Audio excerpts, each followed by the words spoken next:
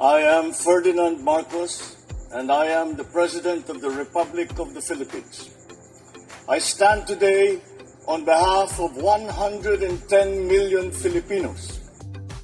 Hello people and hello universe, it's me again. Nakikita ko guys. This is how China vessel did to our Philippine Coast Guard. One of our PCG guys is injured, no? Now, sino na nagsasabi na ang Pilipinas ay unang nagpapakita ng kaguluhan, no? Kung makikita nyo dito mga kababayan, no?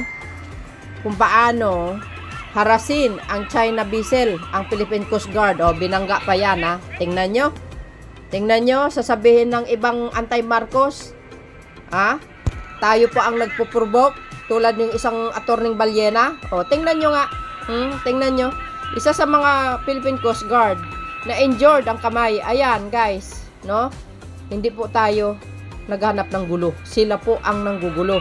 This is how China vessel did to our Philippine Coast Guard.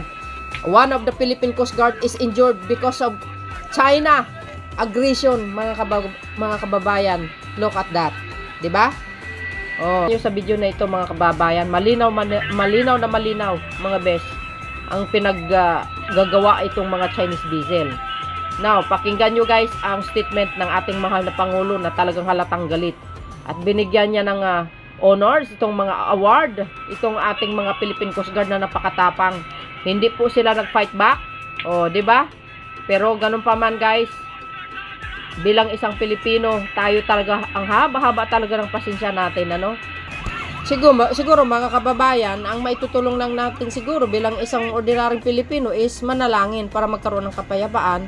At actually guys, nakarating ito sa buong mundo at malaki ang nakakuha tayo ng maraming simpansya galing sa iba't ibang dako ng mundo.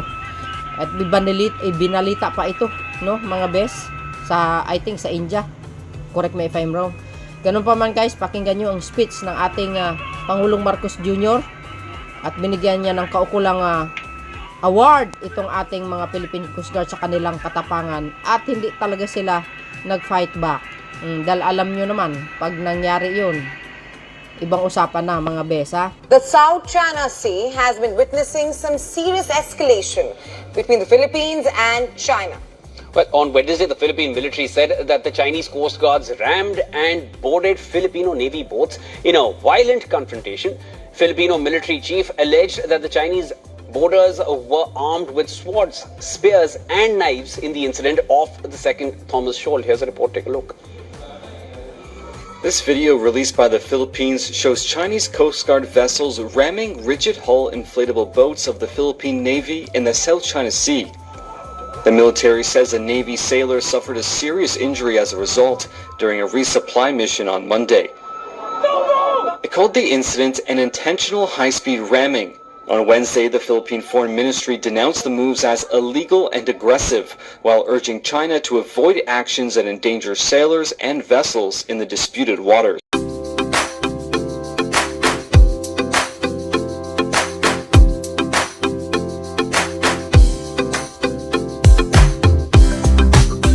Despite these challenges, you have stood up and upheld the fundamental principles that binds all of us Filipinos, a mutual respect for life, for dignity, and for community.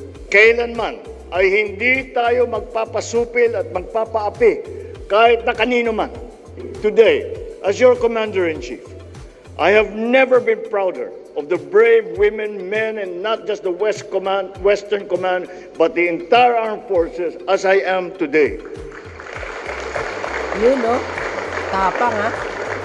I salute the 80 officers and troops who sailed the waters and exercised the greatest restraint amidst intense provocation. You demonstrated to the world that the Filipino spirit is one that is brave, determined, and yet is compassionate. I reassure you that you have the entire nation behind you, praying for your safety, praying for your success. The Filipino people is grateful for your dedicated service and to the families that support you.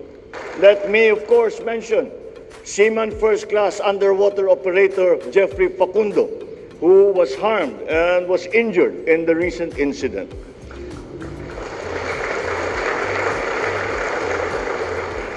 So as we award these medals, we remember that on June the 17th, we made a conscious and deliberate choice to remain in the path of peace. The government will continue to provide all your needs and look after your welfare and your family's welfare. Kayo ang halimbawa ng isang bagong Pilipinas. Kayo ay isa sa aming inspirasyon para lalo pang pagbutihin ang aming sinumpang tungkulin.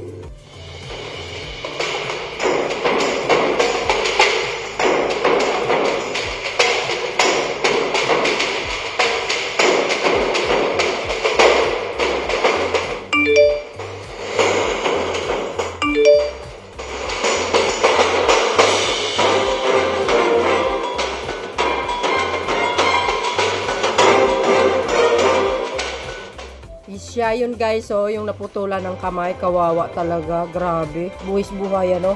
Pero narinig yung speech ng ating mahal na Pangulo, grabe, intindi. Kala pinaparating natin yan, i-share natin ito guys, para maiparating sa bansang China, yung kagagawan nila. 'Di ba? O, nakita nyo, hanggat maaari, ayaw talaga ng Pangulo ang gera, kahit sino man guys. Ha? Pero nakita nyo yung speech niya, talagang yung galit niya ba? Talagang nagtitimpi, pero wala tayong magawa, hindi tayo pwedeng lumaba. As the president said, friend to all, enemy to none, you know? Pero dahil sa ginawa nila, mananatili na rin tayong kalmante mga kababayan.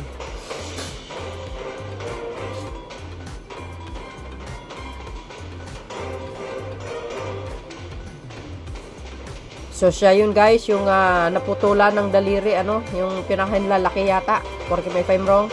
Napakatapang nila. Kung nakita nyo guys at narinig yung speech ng Pangulo, makita mo sa kanyang speech na talagang nainis, talagang galit. Pero hanggat maari, sabi niya nga, ayaw ng gulo, ayaw natin ng gera. O, di ba?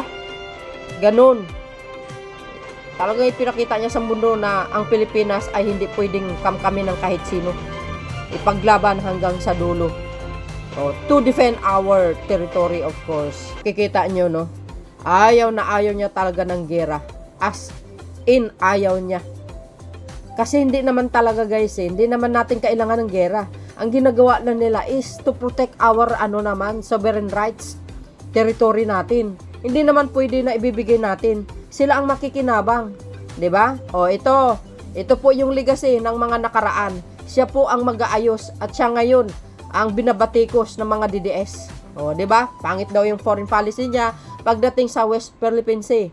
'Di ba, guys? Ito yung ito yung naputulan ng daliri. Ika nga yung isang daliri lang siya yun. Napakatapang nila. At tingnan nyo yung speech ng Pangulo, ipinaparating niya sa bansang China. This is how China Bissell did to our Philippine Coast Guard, guys. You know, they are always harassing us. But we remain, 'di ba? We remain patient, and of course, guys, yung mahabang pasensya. Sabi ng Pangulo, ayaw niya talaga ng gera. Gusto niyang kapayapaan. Kaya nga, guys, no, sa speech niya, panawagan po yan na sana tigilan na ang pangaharas na nila sa ating lugar, ang ating area, sovereign right, teritoryo natin. Sa atin po yan. 'Di ba? Sakop po natin yan. Kaya na sana po, guys, no, i-pray natin na sana magkaroon ng kapayapaan. Matigil na po yung pangharas ng China. Kung nakita nyo naman kung paano nila pinagtutusok-tusok yung mga boat ng ating mga PCG, kinuha pa yung bag. Grabe, 'di ba? Alam nyo, hindi pwede tayong magpapadaig, guys. Hindi tayo pupunta sa gera, kundi i-defend lang natin ang ating teritoryo, sovereign rights natin. Yun lang ang gusto ng Pangulo. Hindi po gera. Pero sana po sa mga DDS, wag nyo namang ipaglalandakan na yung foreign policy na Pangulong Marcos Jr. maglilikha ng gulo. Hindi po, maling-mali po kayo. Kayo na lang ang nagsasalita ng ganyan eh. Ayaw po ng Pangulo. Tingnan nyo ang tapang niya. Pinaglalaban niya talaga ang West Philippines eh. Pero yung poon nyo, hindi. Isinuko nga niya sa bansang China ang Ayungin Shoal. Sabi ni dating Justice Supreme Court, Carpio, di ba? Sa atin po yan. Makita nyo naman sa mapa. Kumbaga sakop po natin mga kababayan. Isa lang ang gusto nila dyan. Malalaki kasi mga iisda dyan guys. Siyempre may langis dyan. Kaya sila po ang kikita niyan kung talaga mapasa kanila. Pero hindi tayo papayag. As long as si Pangulong Marcos Jr. ang nakaupo, hindi siya papayag. Alam na alam nyo at narinig yung mga speech niya. Itong sa international forum mga kababayan. Pinaparating niya sa mundo na sa atin ang West Philippine Sea. Sakop natin yan. Umakita nyo sa 'di ba? Sa mapa mga kababayan. Sana po ako ang wish ko lang talaga matigil na po yung pangharas ng China. Sana po hipuin ng Panginoon ng utak nila, yung kaisipan na wag na sila mangharas. So yun mga kababayan, nakakalungkot lang talaga. Pero lagi tayong handa to defend our sovereign rights. Again, on my next upload video. Bye and babush. God bless Philippines. Congrats sa kanila guys. Ay binigyan sila ng medal, okay? Bilang pagsaludo sa kanilang katapangan. Ayan. Yung kamay na yan mga kababayan, simbolo yan ng katapangan bilang isang Pilipino.